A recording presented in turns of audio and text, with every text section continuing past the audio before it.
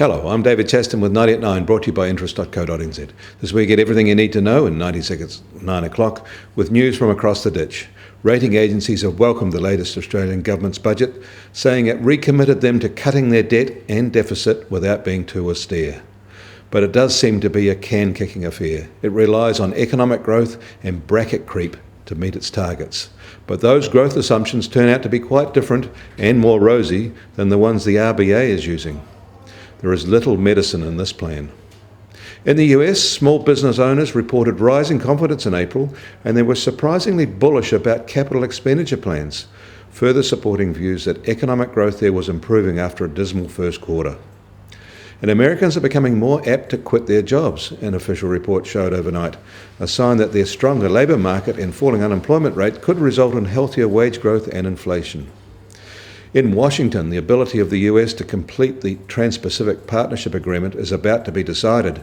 The president's own party is threatening to block giving him the authority to sign, fearing he will give away too much of what local special interest groups and companies want to protect.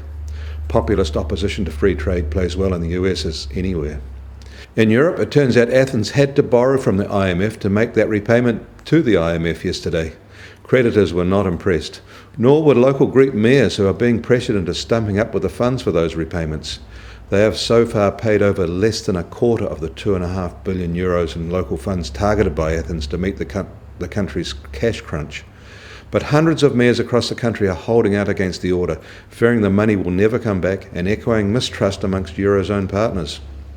In China, it seems that foreign direct investment is back in favour there, with a sharp 11% increase in overseas firms investing in the country in the March quarter. And that is a rate far higher than the growth seen in all of 2014.